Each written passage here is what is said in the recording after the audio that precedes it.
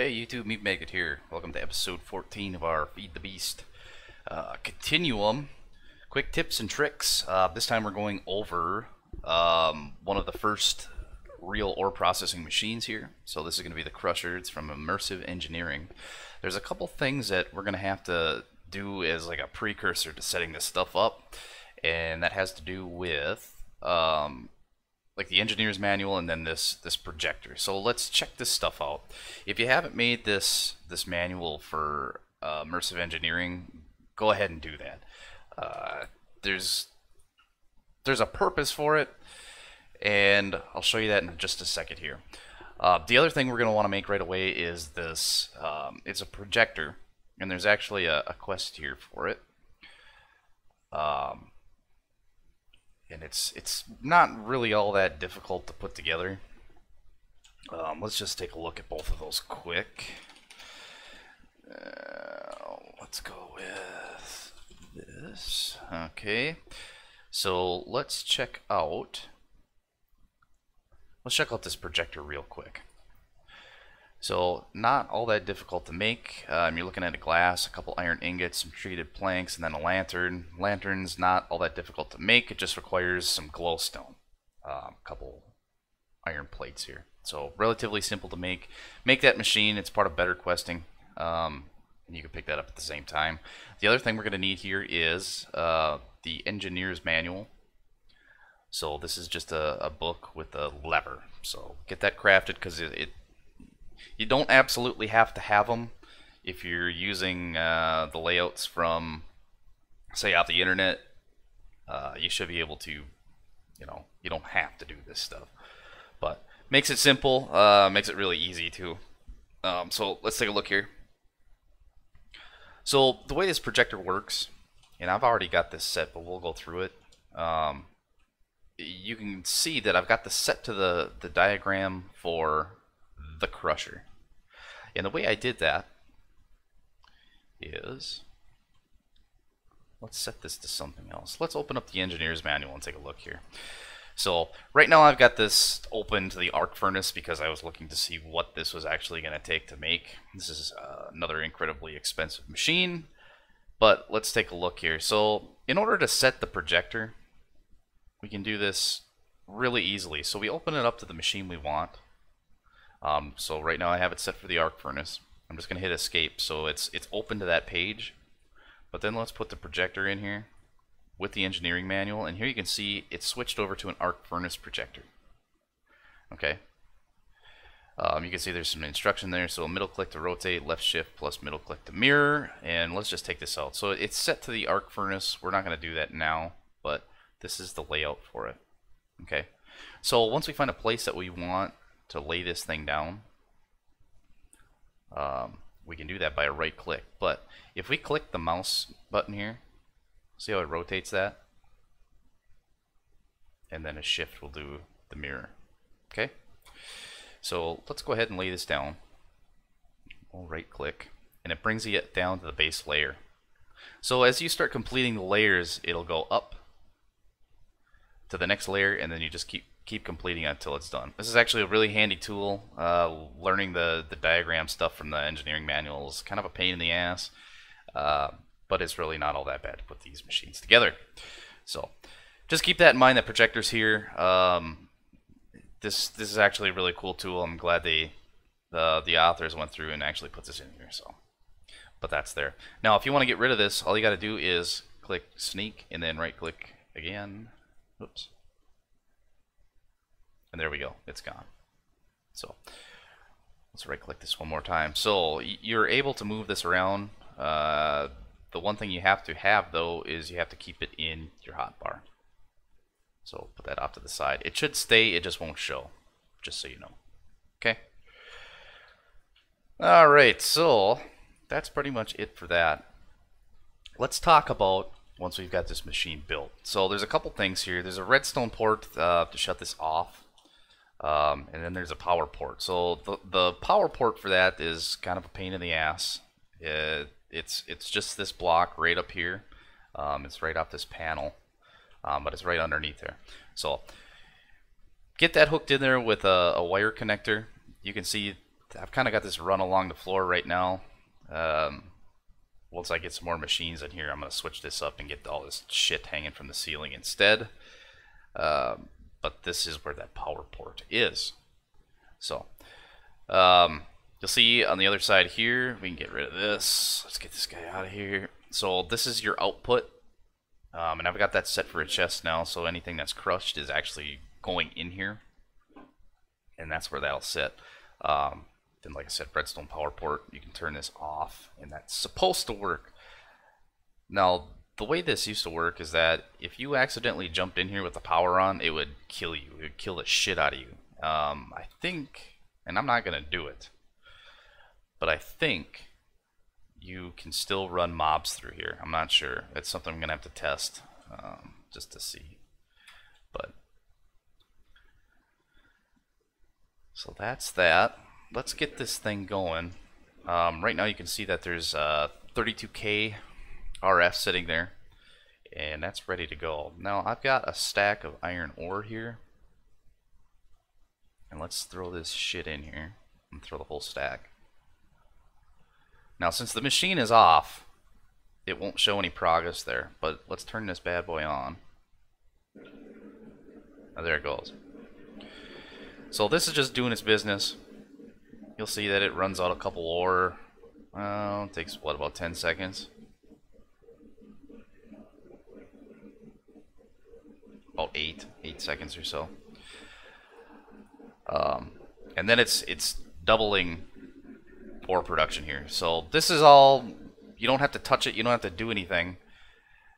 It just does its business, and that's that. So pretty handy machine. You don't have to do all that ore crushing shit by hand just to double it. Now, if you complete the quest for this, and I think it's this guy, you get a Lubricant Can. Now, the way this works is apparently it's supposed to speed these machines up by 1.5 times. So let's check it.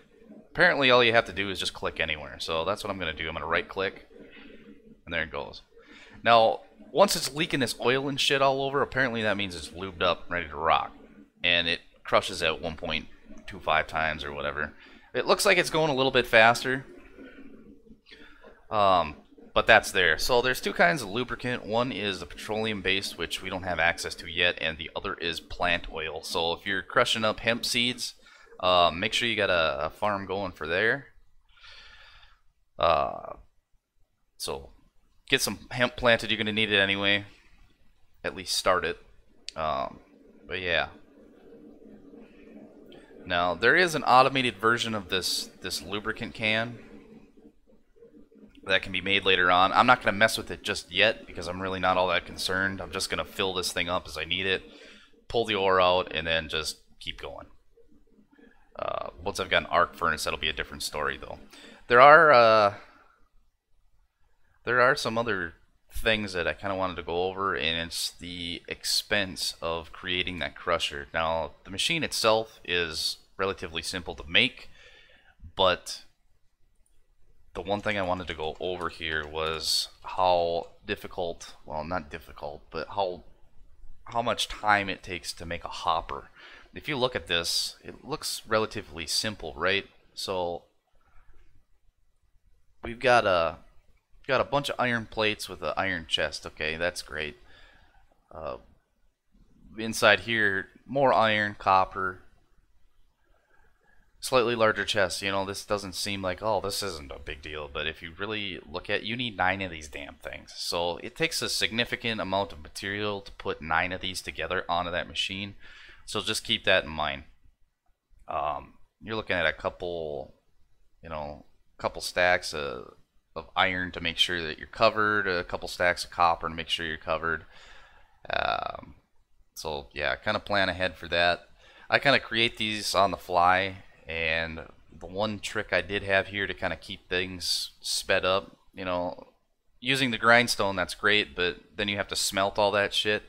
Do that in the workshop table, and what I did is I upgraded these with 4 furnaces, and then just started throwing the shit in there with a stack of coal, and that goes relatively fast, so that does a pretty good job. So keep that in mind. That is there if you need it. And the one thing I wanted to do, so we got to keep this shit going too. A couple blocks of iron, throw that in here, and we get blocks of steel coming out. So got to keep that steel coming, because the next few machines that we're going to create are, I'm pretty sure they're pretty steel intensive. So you're going to have to kind of keep that going too. So let's talk about the power draw real quick, as we got a few minutes left here. You can see that this machine does suck up some energy, and you can tell that we already burned up whatever was stored in that power cell. So it looks like the draw on this is well over whatever our water wheel is putting out. But it's okay, because this machine doesn't fully stop for whatever draw there is.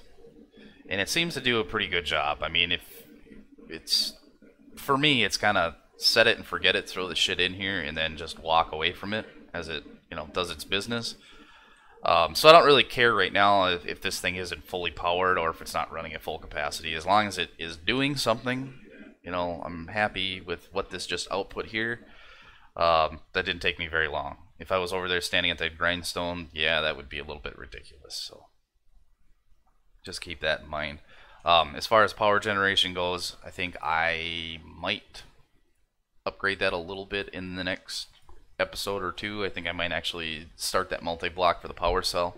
But I think I'm going to put together that energizer and then that power drill first, just to kind of take care of some of this random stuff, because I'm kind of interested in going through this. So I think the next stuff I'm going to put together will probably take care of this guy. This is just another storage. I don't know what you want to call it. It's almost the same thing as drawers and the barrels. So we'll go through and do this, check that out, and we're going to get into the reinforced blast brick here. So this is going to get a little bit expensive. Let's take a look at this real quick before we end this one out. Reinforced blast brick. This is going to be a lot of blaze and then blocks of coal coke. So should be able to reuse what is over here, at least some of it, to make this next machine. It's RF powered and with the preheaters on it. Let's check the preheaters. And that's probably an Enderman that I pissed off. So this is going to be iron sheet metal. That's done in there. And it looks like this is going to require steam to complete.